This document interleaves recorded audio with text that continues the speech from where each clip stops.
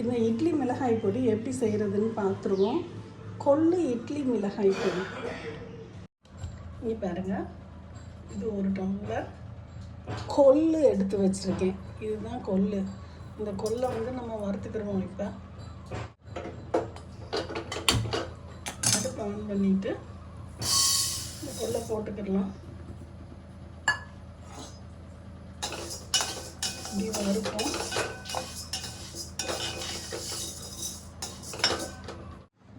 இப்போ நமக்கு கொள்ளு நல்ல வாசம் வந்துடுச்சு பாருங்க. இதை நம்ம இப்போ பட்டில் கொட்டி ஆற வச்சுருவோம்.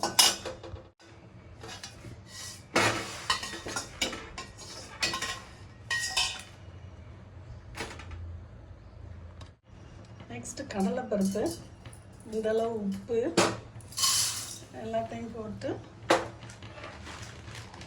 இந்த அளவு கருவேப்பிலை எடுத்து வச்சுருக்கேன், அதையும் சேர்த்து போட்டு வறுத்துக்கிடலாம். பற்ற வச்சு இந்த கருவேப்பிலை எல்லாம், உப்பு, கடலைப்பருப்பு எல்லாமே ஈக்குவல் அமௌண்ட்டு தான் போட்டிருக்கோம். இது நல்லா அடுத்த சிம்மில் போட்டு வறுத்துக்கிடலாம். இப்போ இந்த கடலைப்பருப்பு, கருவேப்பிலை, உப்பு நல்லா வறுத்துருச்சு. இப்போ இது இந்த கொள்ளையோடைய கொட்டிக்கிடலாம். நம்ம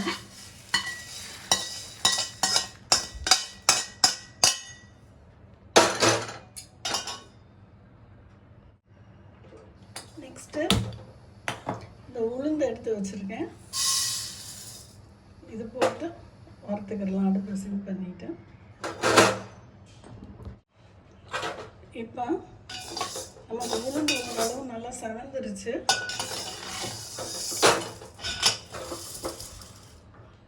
அதனால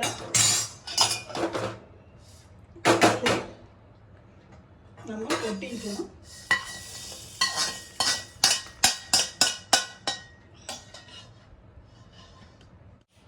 நெக்ஸ்ட்டு இது பெருங்காயம் இந்தளவு போடுறோம். பெருங்காயமும் எள்ளையும் ஒன்றா போட்டு வறுத்துக்கலாம். எள் சவுண்டு வரணும், டப்பு டப்புன்னு, அந்த அளவு தான். இங்கே பாருங்க, எள் வெடிக்கிற சவுண்டு கேட்குது, டிப்பு டிப்புன்னு. அதனால தான் போதும். இந்த எள்ளை தனியாக கொட்டி வச்சுக்கணும். இப்போ இந்த சட்டி அடுப்பு ஆஃப் ஆகிருக்கு.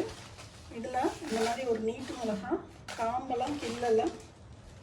இது ஒரு 40 மிளகா, சும்மா பேருக்கு ஒரு சொட்டு எண்ணெய்.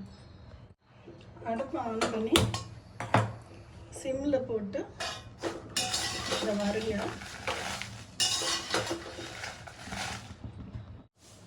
இப்போ பாருங்க, இந்த மிளகா ஓரளவு வறுபட்டுருக்கு.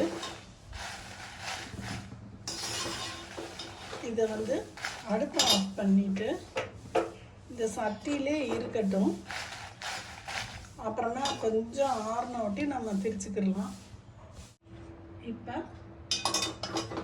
இந்த மிளகாய் எடுத்து வச்சுட்டு இந்த மாதிரி நம்ம ஒரு மிக்ஸி எடுத்துக்கிடுவோம். இந்த மிளகாயை பூரா மிக்சியில் போட்டுக்கிடலாம். இப்போ இந்த மிக்சியில் இருக்க மிளகாயத்தெல்லாம் ஒரு சுற்றிக்கிடுவோம். நம்ம இந்த அளவு குறப்பாக திரிச்சிருக்கோம். இருக்கட்டும். இதில்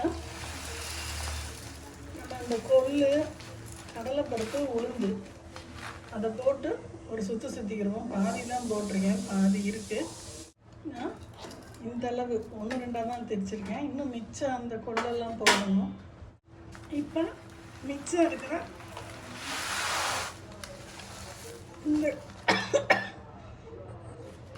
இந்த கடலைப்பருப்பு, கொள்ளு, உளுந்து, கருவேப்பிலை, உப்பு எல்லாத்தையும் போட்டு நம்ம திரிக்கிறோம்.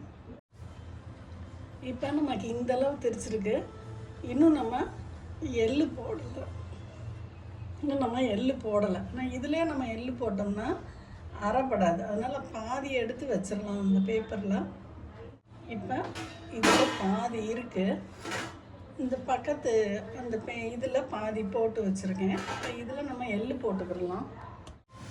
இந்த எள்ளை ஃபுல்லும் இதில் கொட்டிடலாம். ஒரு சுற்றிடுவோம்.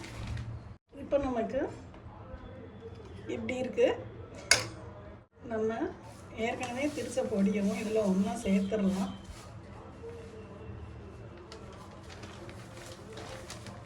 காசி தான் சேர்க்க முடியுது. நமக்கு ஃபுல்லும் போட முடியல. அதனால் எவ்வளோ போட முடியுமோ போட்டு ஒரு சுற்றி எடுத்து அதோட கலந்துக்கிடுவோம். இது நான் ஃபுல்லும் கொட்டிட்டேன். நமக்கு எல்லா பொடியும் நமக்கு வந்து ரெடி ஆகிடுச்சு. நமக்கு வந்து ஏன்னா நம்ம தனியாக கலந்தோம்னா கலக்காது. அதனால் ஒன்றா திருப்பி கொஞ்சம் போட்டு சுற்றிட்டேன். இது இட்லி கொள்ளுப்பொடி, இட்லி மிளகாய் கொள்ளுப்பொடி. இது வந்து நமக்கு வந்து செம்மையாக இருக்கும். இட்லி தோசை எதுக்குனாலும் அவ்வளோவா உங்களுக்கு காரம் தெரில பாருங்கள். கொள்ளும் சத்து, எள்ளும் சத்து. நல்லா ரெண்டையுமே மிக்ஸ் பண்ணியிருக்கோம். நீங்களும் ட்ரை பண்ணி பார்த்துட்டு சொல்லுங்கள் ஃப்ரெண்ட்ஸ். பாய்.